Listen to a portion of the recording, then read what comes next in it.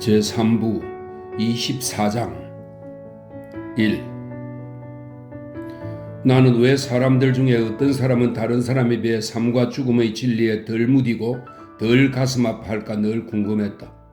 유나의 죽음으로 인해 셰뮤얼은 현실에 안착하지 못하고 마음을 다잡지 못해 결국 노쇠해졌다. 한편 남편 못지않게 가족들을 진심으로 사랑하는 라이자는 스스로 망가지거나 예민하게 굴지 않았다. 그녀는 별탈 없이 지냈다. 그녀도 슬프긴 마찬가지였지만 꿋꿋이 버티었다.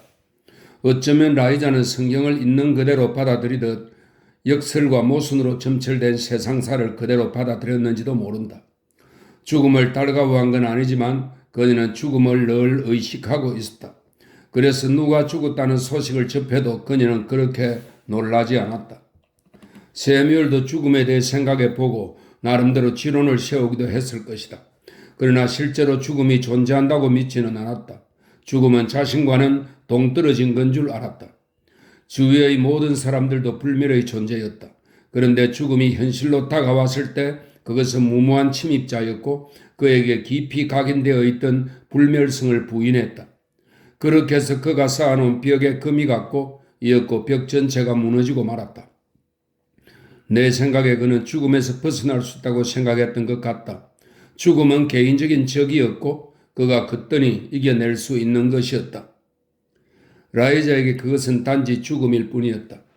약속되고 예정된 것이었다. 그래서 그녀는 주저앉지 않고 자신의 일에 충실할 수 있었다. 마음은 심란했지만 오븐에 콩을 넣고 파이를 6개나 굽고 조문객들에게 음식 대접을 하기 위해 얼마큼의 음식이 필요한가를 정확히 계산했다. 또한 슬픔 속에서도 셰뮤얼이 깨끗한 흰 셔츠를 입었는지 검은 옷에 솔질을 해 먼지를 털었는지 그리고 구두를 까맣게 칠했는지 챙겨주었다. 당연한 말이지만 훌륭한 결혼 생활을 이뤄가기 위해서는 이처럼 성격이 다른 두 사람이 만나 힘을 모아야 할 것이다. 일단 죽음을 받아들이고 나면 셰뮤얼은 라이자보다 더 씩씩하게 살아갈 수 있었을지도 모른다. 그러나 죽음을 받아들이는 과정에서 그는 자신을 주체하지 못했다. 살리나스에 가기로 결정한 후 라이자는 그를 자세히 살폈다. 그가 무슨 생각을 하는지는 알 수 없었지만 그녀는 현모양처답게 그가 무언가에 정신이 빠져 있음을 눈치챘다. 라이자는 철저한 현실주의자였다. 별일 없으면 그녀는 자식들을 찾아가 만나보고 싶었다. 자식들과 손자 손녀들이 어떻게 사는지 궁금했다. 그녀는 어디서 살든 상관없었다.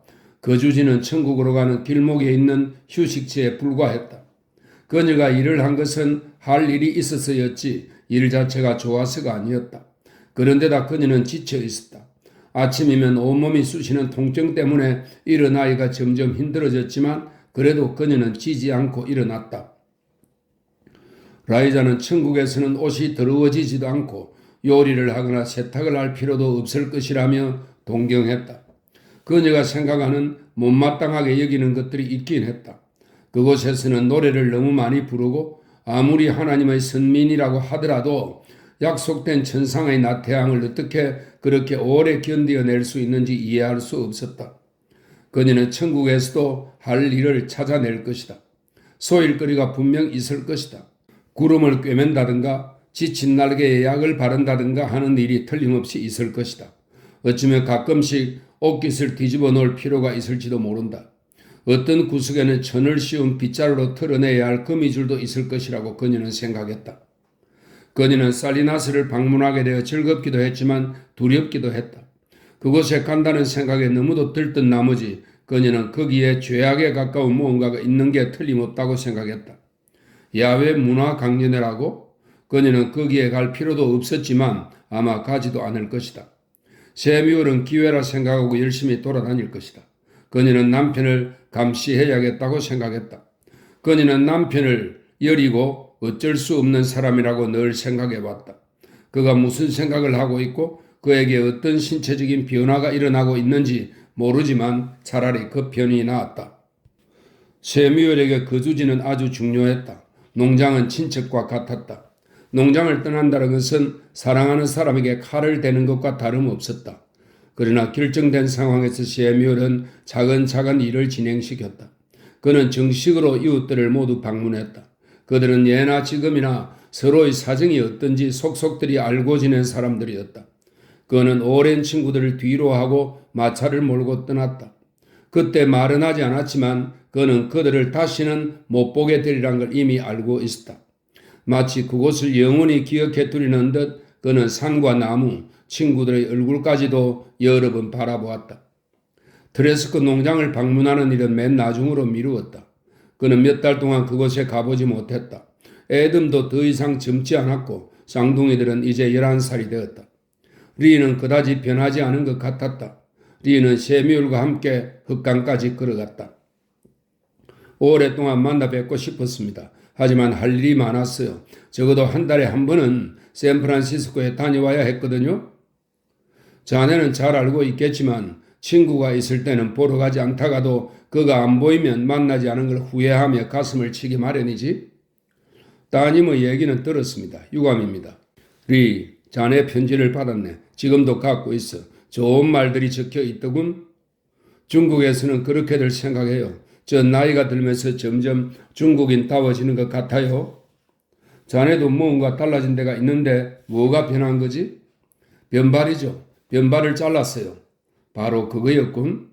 중국인들 모두가 잘랐어요. 못 따르셨어요? 황태우가 서거하셨죠? 중국은 이제 해방이 되었어요.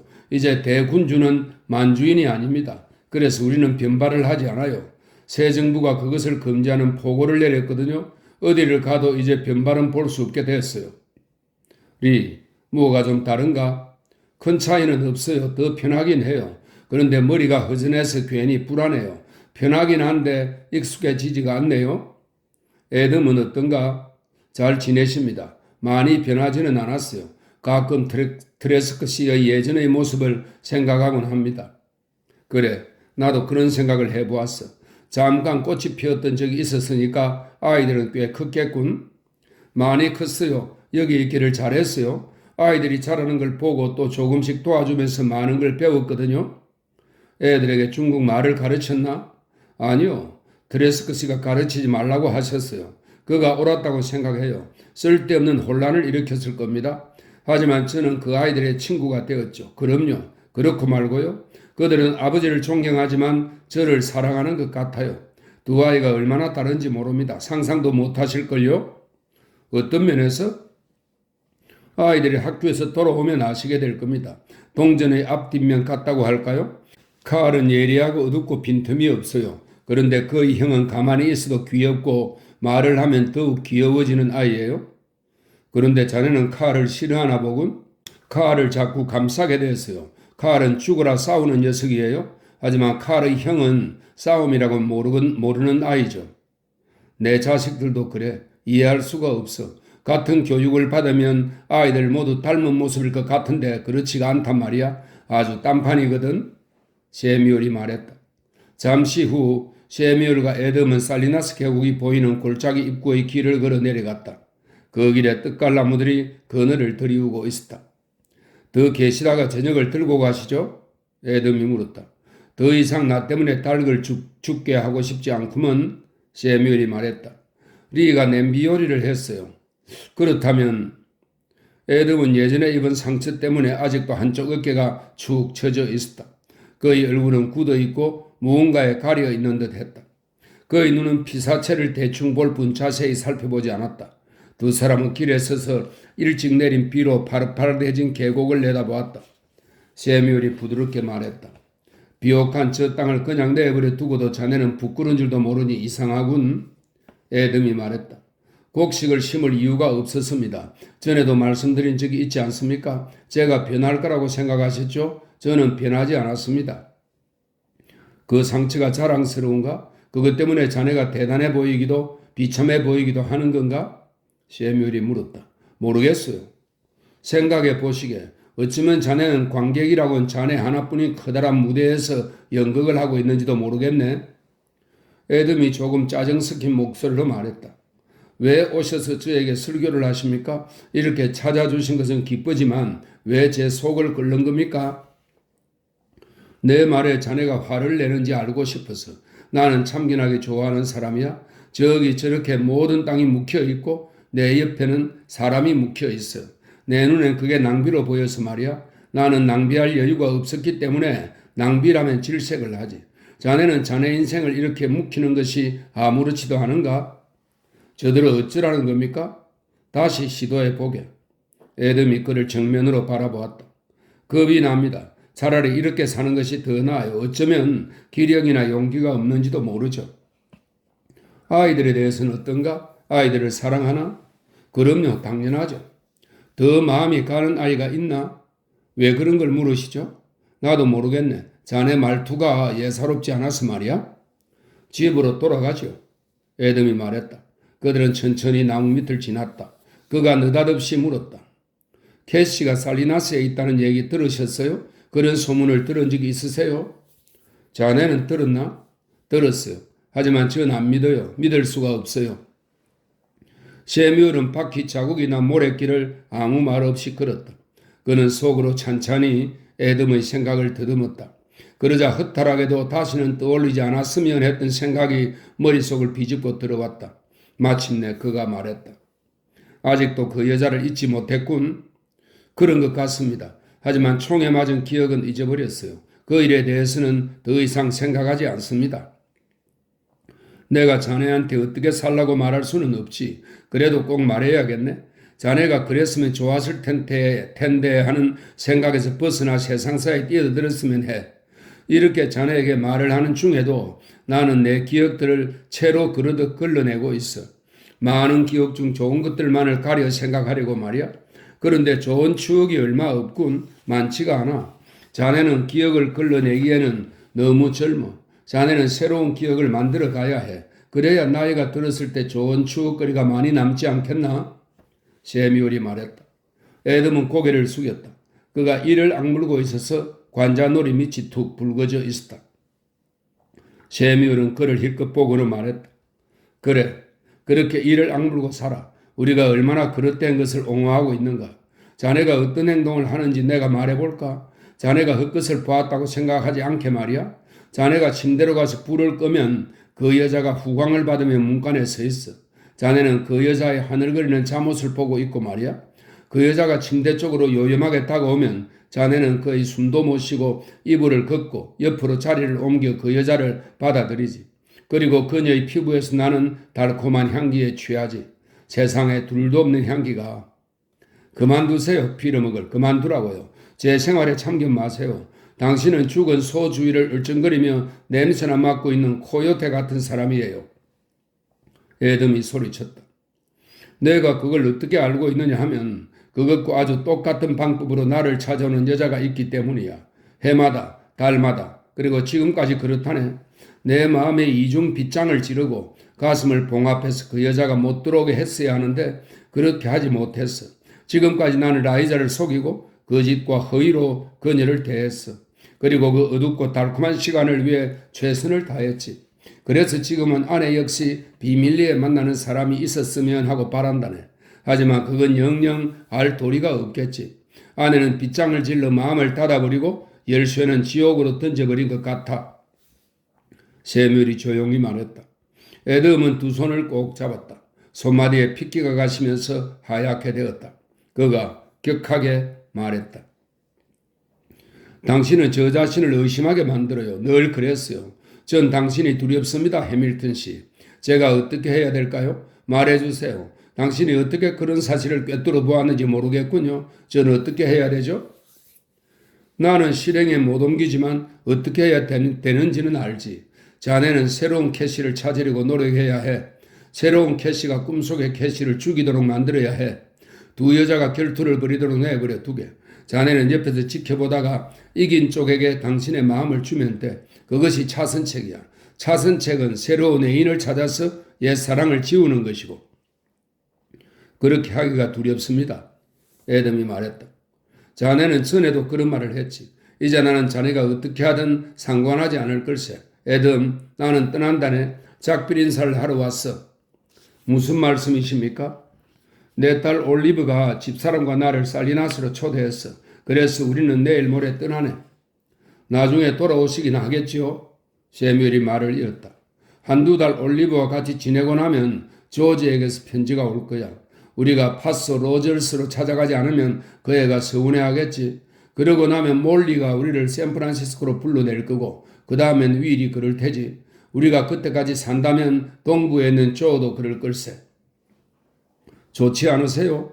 그만큼 키워놓으셨으니 이제 효도를 받으실 때도 됐죠. 그동안 먼지 폴폴 하는 땅에서 일은 하실 만큼 하시지 않았습니까? 나는 먼지 날리는 그 땅을 사랑하네. 암캐가 허약한 새끼에게 더 애착을 느끼는 것처럼 그 땅에 정이 들었어.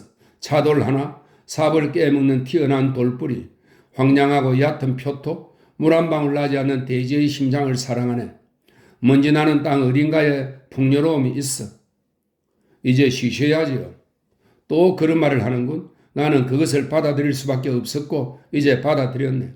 쉬어야 한다는 건 내 인생이 끝났다는 말과 다름없지. 정말 그렇다고 믿으세요? 그렇게 받아들였네. 애덤이 흥분한 목소리로 말했다. 그러시면 안 됩니다. 그러면 오래 견디지 못할 겁니다. 알고 있어. 세미울이 말했다. 그렇다면 받아들여서는 안 됩니다. 그 이유가 뭔가? 당신이 받아들이지 않기를 내가 바라니까요.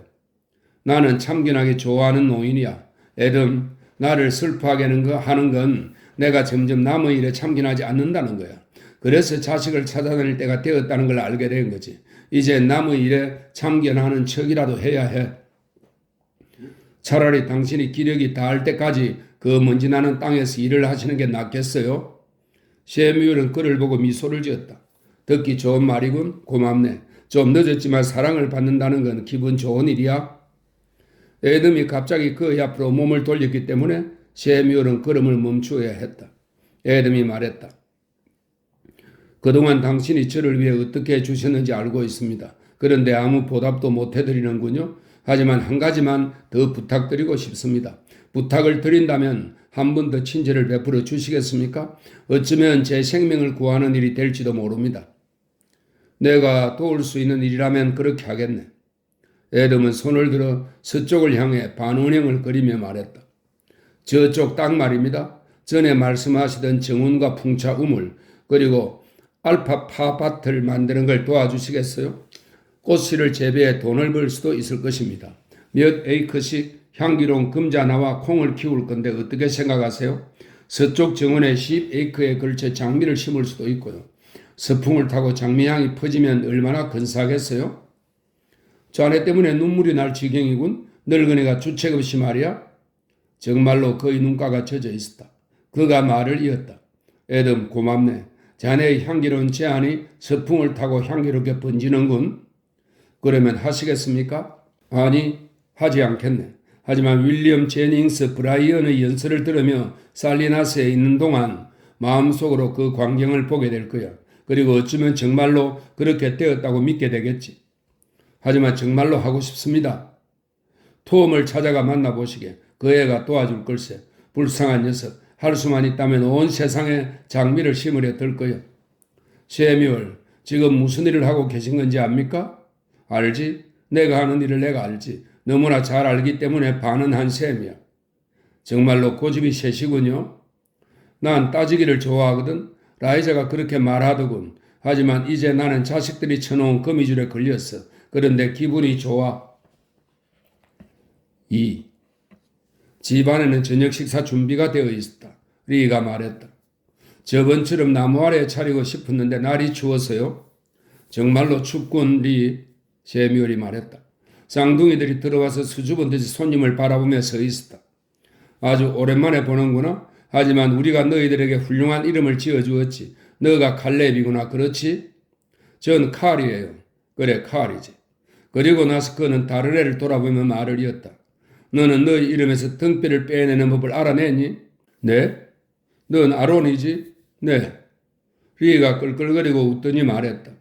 아론은 이름을 쓸 때 A자를 하나만 써요. 두 개가 있으면 친구들이 좀 이상하게 보나 봐요.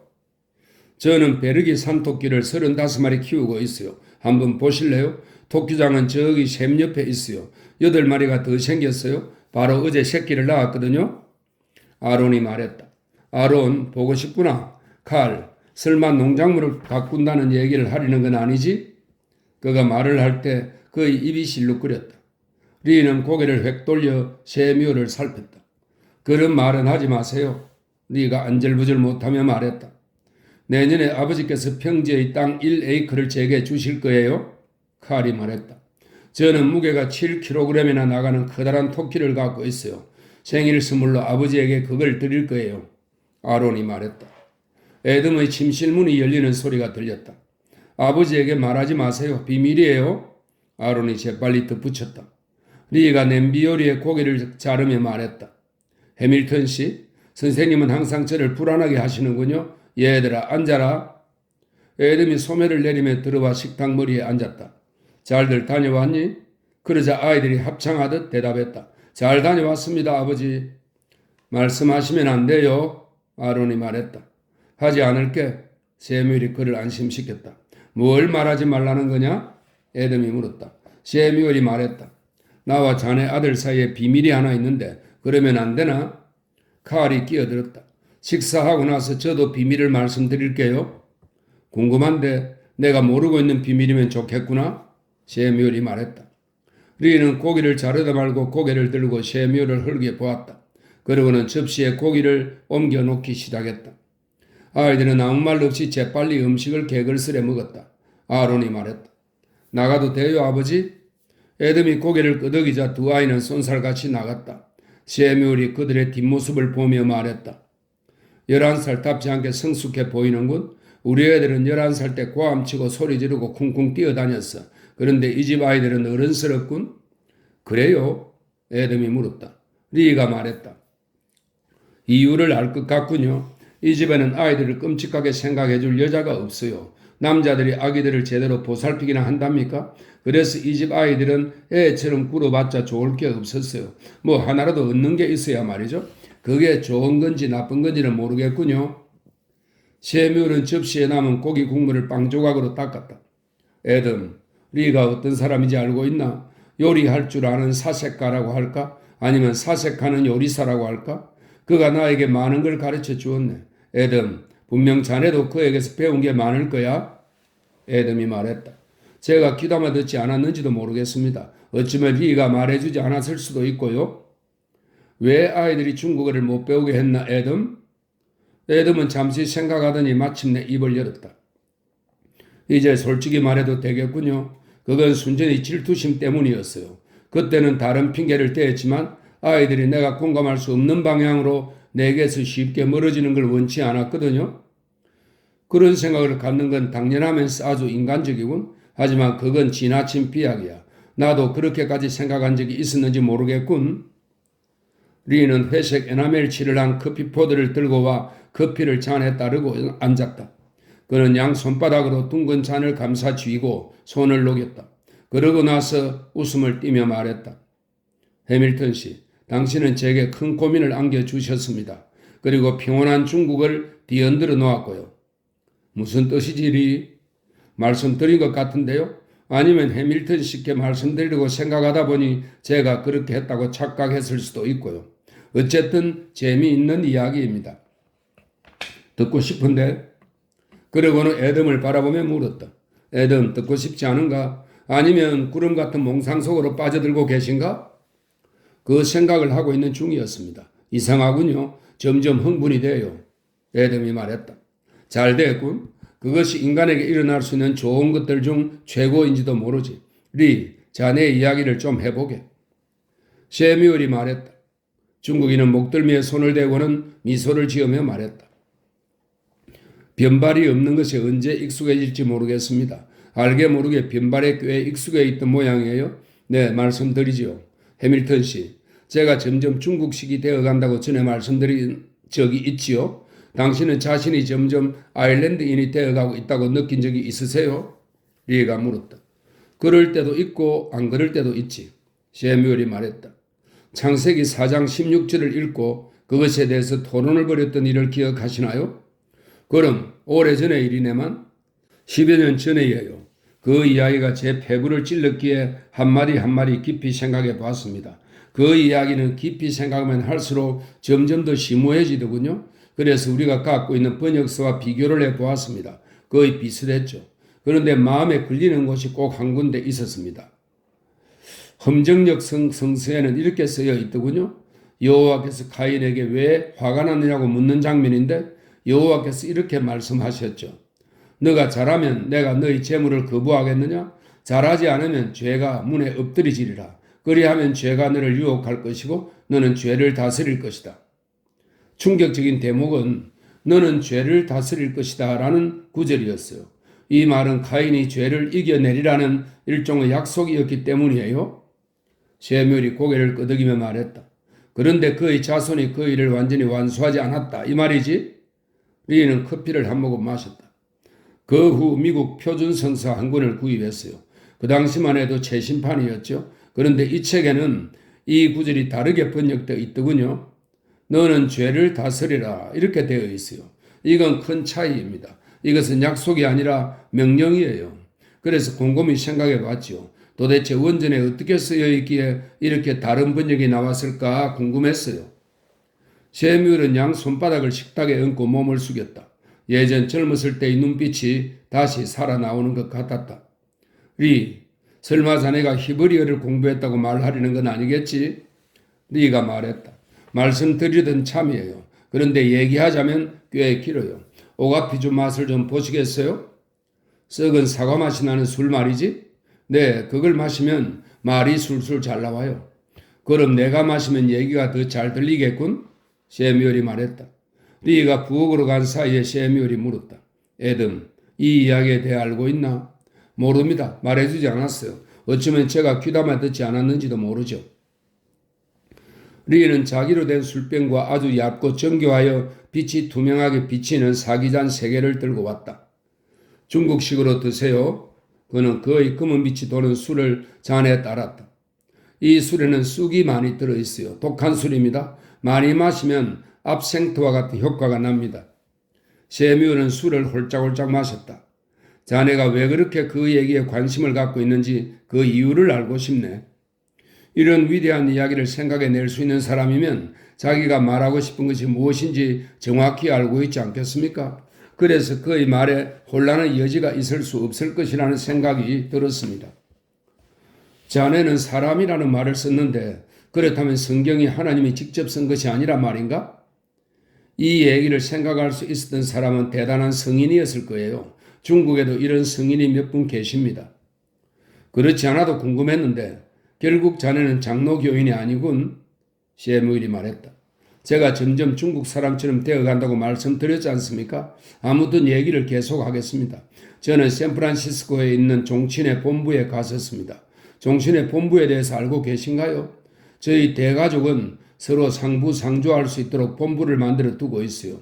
리씨 종친은 대단히 크죠. 그리고 서로 도우며 잘 보살펴 주지요. 종친의 얘기는 나도 들었네. 셰뮤엘이 말했다. 중국 남자들이 여자 노비 때문에 도끼를 들고 당파 싸움을 했다는 얘기 말인가요? 아마 그럴 걸세. 그것과는 정말 다릅니다. 리가 말했다. 제가 거기에 간 건 저희 종가의 학문이 깊은 선비님들이 여러 분 계셨기 때문입니다.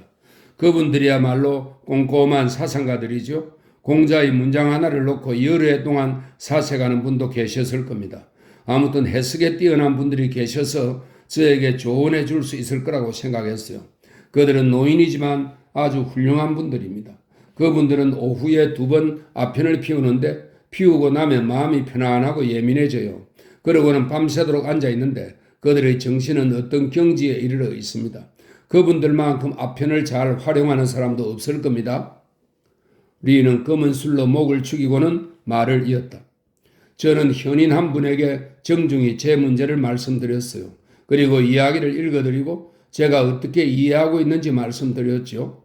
그 다음날 밤 4분이 회동을 하셔서 저를 부르셨습니다. 우리는 밤새도록 그 문제에 대해 토론했지요. 리가 웃음을 터뜨리더니 말을 이었다. 지금 생각해도 재미있군요. 이 이야기를 감히 많은 사람들에게 떠들고 다니진 않을 겁니다. 그 4분 선비님이 히브리어 공부를 시작한다니 상상이 가세요? 그중 가장 젊은 분이 90살이 넘었는데 말입니다. 그들은 학식 있는 율법학자 한 사람을 고용했어요. 그러고는 아이들처럼 공부를 시작하셨습니다. 연습장인이 문법, 어휘, 단문 공부를 시작한 겁니다.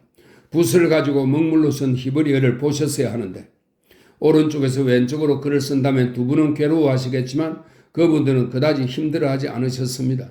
중국인들은 위에서 아래로 글을 쓰기 때문이죠. 정말 그분들은 완벽주의자셨습니다. 문제의 핵심까지 간파해내셨거든요. 그럼 자네는? 셰뮤얼이 물었다. 저도 그들을 따라서 공부했어요. 그러면서 자랑스럽고 명석한 그분들의 두뇌에 감탄했죠. 저는 우리 민족을 사랑하게 되었고 처음으로 중국인다운 사람이 되고 싶었습니다. 전 2주에 한 번 그분들을 만나러 갔습니다. 그리고 여기 제 방에서 글을 써가며 공부를 했습니다. 시중에 나온 히브리어 사전은 모조리 샀죠. 그런데 선비님들은 늘 저를 앞질렀어요. 그리고 마침내는 율법학자까지도 앞질렀어요. 그러자 그 학자가 자신의 동료를 데리고 왔습니다. 해밀턴 씨, 당신도 여러 날밤을 새가며 논의와 토론에 참여했으면 좋아하셨을 겁니다. 지리와 연구를 하고 멋진 생각을 하고 정말 아름다웠습니다. 2년 후에 우리는 창세기 4장 16절에 대해 결론을 내릴 때가 되었다고 생각했습니다. 선비님들도 이 구절이 대단히 중요하다고 느꼈어요. 너는 다스릴 것이다와 너는 다스리라 하는 구절 말입니다. 그리고 우리가 켜낸 결과는 너는 죄를 다스릴 수도 있을 것이다 였습니다. 선비님들은 미소를 짓고 고개를 끄덕이면서 세월을 헛송하진 않았다고 생각하셨습니다. 이 일을 계기로 그분들은 중국이라는 틀에서 벗어나 지금은 그리스 공부를 하고 계십니다. 셰뮤얼이 말했다. 그거 참 기상천외한 얘기군. 자네 말을 이해하려고 애를 썼는데 어느 대목부터인가 못 들은 것 같아. 어째서 그 문장이 그렇게 중요하지? 정교한 사기잔의 술을 따르는 리의 손이 떨렸다. 그는 술을 단숨에 들이켜더니 큰 소리로 말했다. 모르시겠어요? 미국 표준 성서에는 인간에게 죄를 저지르고 싶은 충동을 극복하라고 명령을 내려요. 여기서 죄는 무지로 볼 수 있죠. 그런데 흠정역 성경은 너는 죄를 다스릴 것이다 라고 약속을 하는 것으로 번역이 되어 있어요. 그러니까 인간이 확실하게 죄를 극복할 것이라는 뜻이죠. 그런데 팀시엘이라는 히브리어는 너는 죄를 다스릴 수도 있을 것이다의 뜻으로 선택의 기회를 주는 단어입니다. 이것이 세상에서 가장 중요한 단어인지도 모릅니다. 길은 열려 있다는 말이니까요. 즉 책임을 사람에게 돌리고 있는 겁니다.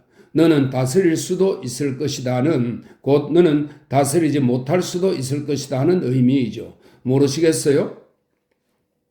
알겠네. 잘 알겠어. 그런데 자네는 이것이 신의 법이라고 믿지 않는군. 그런데 어째서 자네는 그것이 그렇게 중요하다고 생각하나? 오래전부터 이 말씀을 드리고 싶었습니다. 이미 이런 질문을 하실 줄 알고 단단히 준비를 해두었어요. 무수한 사람들의 사고와 생활에 영향을 끼쳐온 글이면 어느 것이든 중요할 수밖에 없습니다. 교과서나 교회에서 너는 다스리라는 말에서 명령조로 느끼고 그 말에 복종하는 사람이 수백만 명이나 됩니다. 그리고 너는 다스릴 것이다 라는 글 속에서 신의 예정서를 느끼는 사람들이 또 수백만 명이 있습니다. 인간이 어떤 행동을 한다고 해도 미래를 좌지우지할 수는 없다는 뜻이죠. 하지만 너는 다스릴 수도 있을 것이다 라는 말은 다릅니다. 이 말은 인간을 위대하게 만들고 인간을 신들과 동등한 자리에 올려놓습니다. 인간은 자신의 약한 행동이나 추잡한 행위 혹은 형제를 살상하는 잔인한 일에 있어서 중대한 선택권을 지니고 있기 때문이죠. 인간은 자신의 길을 선택해 어떤 난관에도 굴하지 않고 끝까지 그 길을 걸어가 목표를 성취할 수 있습니다. 리의 목소리는 성리의 나팔 소리처럼 우렁찼다. 애덤이 말했다. 리, 자네는 그것을 믿나? 그럼요. 믿고 말고요. 게으름 때문에 혹은 나약해서 신의 무릎 위에 주저앉아 어쩔 수 없었어요. 길이 정해져 있는 걸요. 라고 말하는 건 쉽습니다.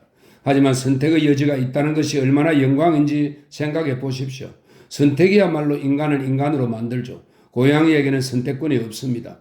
꿀벌은 꿀을 만들어야 하죠. 거기에는 신성함이란 없습니다. 천천히 죽을 때를 기다리던 노선비들이 이제는 흥미로운 일이 너무 많아 죽지 못하겠다고 하시더라니까요. 애덤이 물었다. 그 중국 사람들이 구약 성서를 믿고 있다는 뜻인가? 리가 말했다. 그 선비님들은 진실한 이야기를 믿으세요. 그분들은 그런 이야기를 들으면 그것이 진실하다는 걸 알지요. 진실을 비평하는 분들이니까요. 그들은 이 16절이 어느 시대와 문화, 민족을 막론하고 인류의 역사임을 아세요. 그리고 15와 4분의 3절의 진실을 쓴 사람이 동사 하나로 거짓말을 하고 있다고는 생각하지 않아요. 공자는 어떻게 살아야 인간이 선량하고 성공적인 생활을 영위하는지 방법을 일러줍니다. 하지만 이것은 별이 반짝이는 청계로 오르는 일종의 사다리라고 할 수 있지요. 리의 눈이 반짝이고 있었다. 그가 말을 이었다. 그 점을 절대 잊어서는 안 돼요. 이것만 있으면 나약과 비겁함과 태만은 먼 나라 얘기가 되는 겁니다. 에덤이 말했다. 자네는 요리도 하고 애들도 키우고 내 뒷바라지도 하면서 어떻게 그런 것까지 해내는지 알 수가 없군. 리가 대답했다. 저도 모르겠어요. 하지만 저는 오후에 선부님들처럼 더도 덜도 말고 꼭 2모금씩 아편을 피웁니다. 그 순간에 전 제가 인간이라는 사실을 느낍니다. 그리고 인간이란 대단히 소중한 존재, 그러니까 별보다도 훨씬 더 소중한 존재임을 느끼죠. 지금 전 신학에 대해 말씀드리는 게 아닙니다. 전 신을 믿지 않으니까요. 하지만 전 그 빛나는 도구, 즉 인간의 정신에 대해 새롭게 애정을 느끼고 있습니다. 인간의 정신이야말로 이 광활한 우주에서 사랑스럽고 독특한 것이죠. 그것은 항상 공격을 받지만 결코 파괴되지는 않습니다. 왜냐하면 너는 그럴 수도 있을 것이다 에서처럼 인간에게는 선택권이 주어져 있기 때문이죠. 3. 리와 에덤은 흑강까지 걸어나와 셰뮤엘을 전송했다. 리는 길을 밝히려고 양철 랜턴을 들고 나왔다. 맑은 초겨울 밤하늘에 별들이 요란하게 반짝이고 있어서 상대적으로 땅 위의 세상이 다른 날보다 더 어둡게 보였다. 언덕은 적막에 쌓여 있었다. 육식동물이건 초식동물이건 살아있는 건 어느 것 하나 눈에 띄지 않았다. 대기가 어찌나 고요한지 은하수를 배경으로 서 있는 떡갈나무들의 가지 하나, 잎사귀 하나 흔들리지 않았다. 랜턴의 손잡이가 빛이 흔들릴 때마다 리의 손에서 끽끽 작은 소리를 냈다. 에덤이 물었다. 언제쯤 돌아오실 겁니까? 셰뮤엘은 아무 대답도 하지 않았다. 독솔로지는 고개를 숙이고 흐릿한 눈으로 발밑의 지푸라기를 내려다보며 참을성 있게 서 있었다. 저 말을 참 오랫동안 데리고 계시는군요. 33살이네. 이제는 이빨도 다 달았어. 그래서 직접 따뜻한 말죽을 만들어 먹여야 하지. 그런데 저놈은 악몽을 꾸어 잠결에 몸을 부르러 떨기도 하고 울부짖기도 하거든. 저렇게 추한 말은 처음 봅니다. 에덤이 말했다. 나도 알고 있네. 그래서 나는 망아지 일적에 저 녀석을 골랐지. 33년 전에 저놈은 $2 주고 샀지 뭔가? 어느 하나 온전한 데가 없어서 말굽은 핫케이크 같고 뒷다리 무릎은 굉장히 두껍고 짧은 데다 곧아서 관절이 전혀 없는 것처럼 보였어. 머리는 망치 같고 등은 구부정했지. 가슴은 오그라들고 엉덩이는 큼직해. 입은 어찌나 강철처럼 센지 지금도 낑그리 끈을 물어뜯을 지경이야. 안장을 얹고 타고 가면 자갈길에서 썰매를 타는 기분이야. 타박타박 걷지도 못하고 걷다가는 제발에 걸려 넘어지기도 하지. 33년 동안 저놈에게서 좋은 점을 하나도 발견하지 못했어. 성질머리도 고약하지 뭔가? 이기적이고 싸움 잘하고 비열하고 말도 들어먹질 않아. 지금까지도 녀석 뒤에서 걸어가지를 못한다네. 뒷발질을 할 게 뻔하거든. 말죽을 먹일 때도 내 손을 깨물려 하고 그래도 나는 저놈이 좋아. 리가 말했다. 그래서 독솔로지, 이 독솔로지는 하나님을 찬미하는 노래입니다. 그래서 독솔로지라는 이름을 붙이셨군요. 맞아. 추하게 태어난 동물이라도 한 가지 멋진 것을 가질 자격이 있다고 생각했거든. 이놈도 살 날이 얼마 안 남았어. 셰뮤엘이 말했다. 에덤이 말했다. 이제 저놈도 고생 그만하고 편하게 살아야지요? 셰뮤엘이 물었다. 고생은 무슨? 저 녀석처럼 행복하고 한결같은 놈도 없을 걸세? 저놈도 분명 나름대로 아픔과 고통이 있을 겁니다. 저놈은 그렇게 생각지 않아. 독솔로지는 지금도 자기가 대단한 말이라고 생각해. 에덤, 자네가 저놈을 죽여주겠나? 네, 그렇게 하겠습니다. 해드리고 말고요. 책임을 질 텐가? 그럼요, 책임지겠습니다. 33살이면 수명도 오래전에 끝났습니다. 리는 랜턴을 땅에 내려놓았다.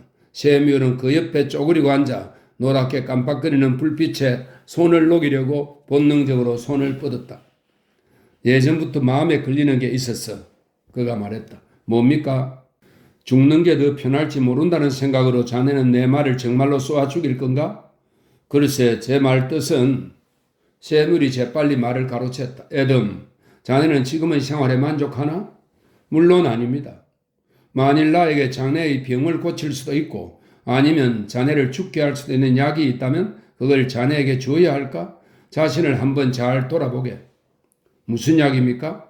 아니, 내 말을 믿게. 그 약을 내가 말하면 그것 때문에 자네가 죽을지도 몰라. 리가 말했다. 해밀턴 씨, 말 조심하십시오. 조심하세요. 뭔데 그러십니까? 무슨 생각을 하고 계신 거예요?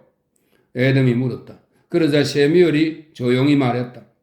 이번만은 조심하지 않을 걸세리. 만일 내가 틀렸다면 말일세. 잘 듣게. 만일 내 잘못이라면 그 책임은 내가 지겠어. 어떤 비난이든 감수하겠네. 옳다고 확신하시는 건가요? 리가 불안한 듯이 물었다. 물론 자신할 수는 없지. 애덤, 자네는 그 약을 원하나? 네, 무슨 약인지는 모르겠지만 제게 주세요. 애덤, 캐시가 살리나스에 있네. 그 여자는 세상에서 가장 부도덕하고 타락한 유곽을 운영하고 있어. 사악하고 추잡한 것, 삐뚤어지고 부정한 것, 인간이 생각해낼 수 있는 최악의 것들이 거기에서 거래되고 있지.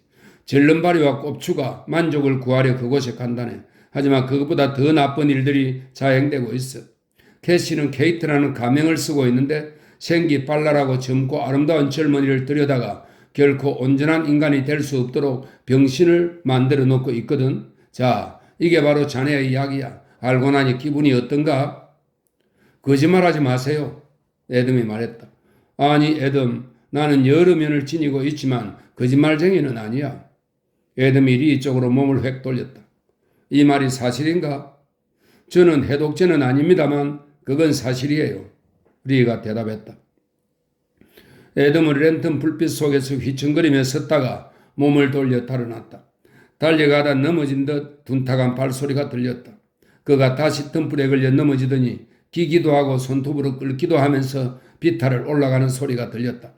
그가 언덕 위로 올라가고 나서야 그 소리가 멎었다. 리가 말했다. 선생님이 주신 약이 독이 돼버렸어요. 내가 책임을 지겠네. 이럴 때 어떻게 해야 하는지 오래전에 배워두었지. 맹독성 스트리키닌을 먹은 개가 죽으려고 할 땐 도끼를 들고 그 개를 도마로 끌고 가야 해. 그리고는 그 다음번 경련을 기다리고 있다가 경련을 일으킬 찰나에 꼬리를 잘라버려야 하지. 만일 독이 그 이상 퍼지지 않았다면 그 개는 회복할 거야. 고통이 주는 충격 때문에 독이 중화될 수도 있거든. 충격이 없으면 개는 분명 죽을 거야. 하지만 그것이 이런 경우에도 통할지 어떻게 아시죠? 리가 물었다. 나도 몰라. 하지만 이런 일이 없으면 그는 틀림없이 죽을 거야. 용감하십니다. 아니야, 나도 이제 늙었어. 양심에 걸리는 것이 있다 하더라도 오래 가지 않을 거야. 리가 물었다. 그가 어떻게 할까요? 그야 모르지. 하지만 적어도 침울한 얼굴로 빈둥거리지는 않겠지. 랜턴을 좀 들어주겠나? 노란 불빛을 받으며 셰미얼은 독솔로지 입에 재갈을 물렸다. 재갈일에 봐야 너무 달아서 얇은 쇠조각 같았다. 고삐는 이미 오래전에 버렸다. 멍청한 늙은 말은 제멋대로 머리를 흔들고 길 옆에 멈춰서 풀을 뜯기도 했다. 셰미얼은 개의치 않았다. 그가 살며시 끈거리 끈을 채우자 말은 돌아서더니 그를 차리고 했다. 독솔로지가 마차 굴대 속에 들어서자 리가 물었다. 잠시 함께 타고 가도 괜찮을까요? 올 때는 걸어오겠습니다. 같이 가게. 셰미얼은 리가 자신을 부축해 마차에 오르는 것을 돕자 못 이기는 척하고 따랐다. 밤길이 무척 캄캄했다.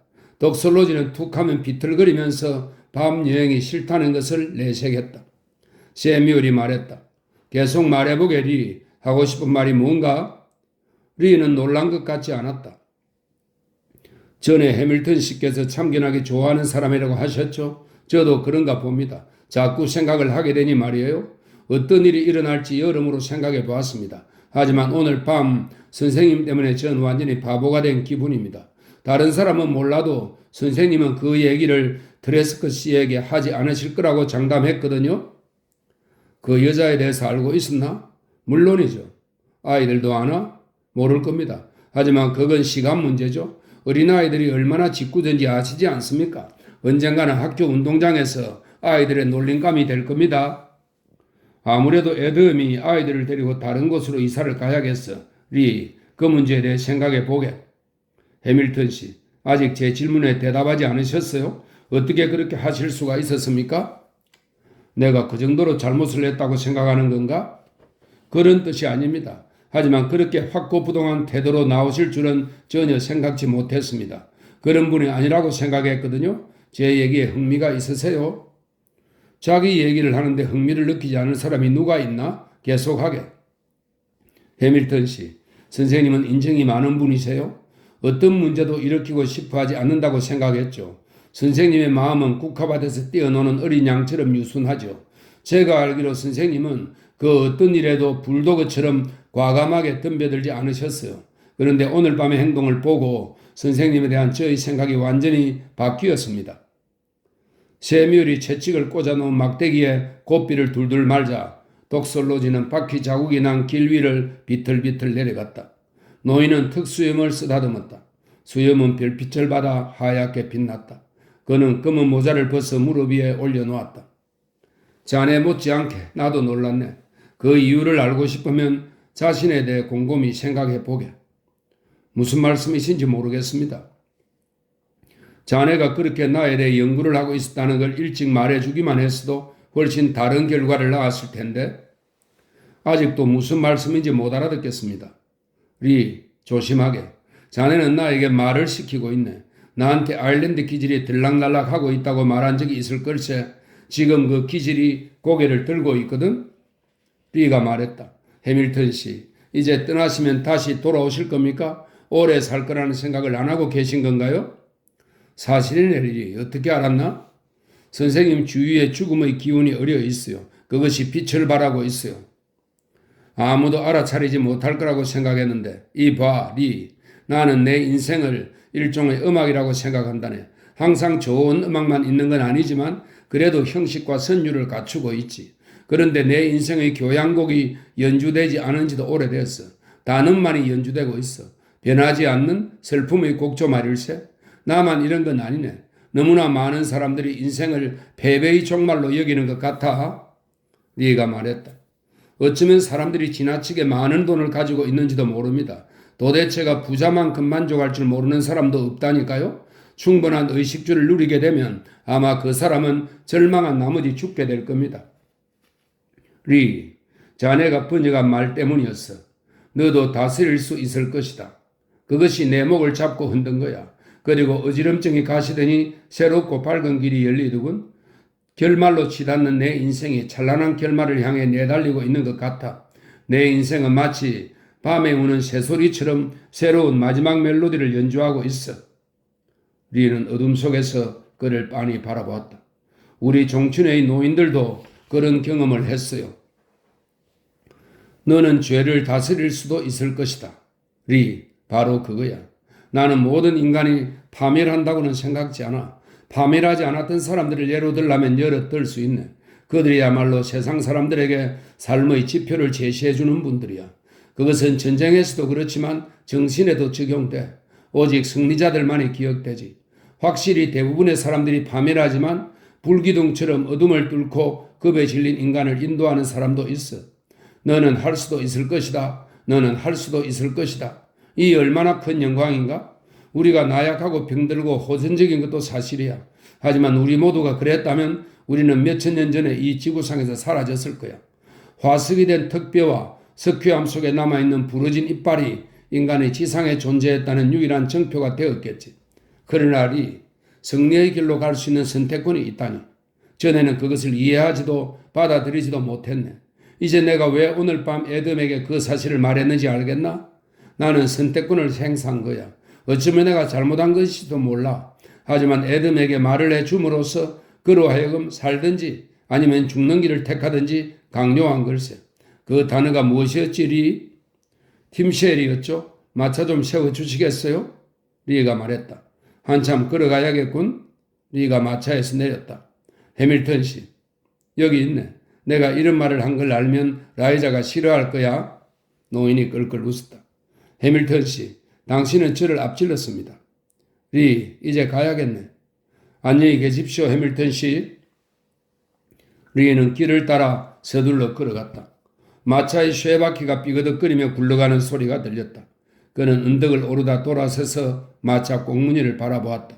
하늘을 배경으로 샘유얼 노인의 모습이 보였다. 그의 하얀 머리칼이 별빛을 받아 빛나고 있었다.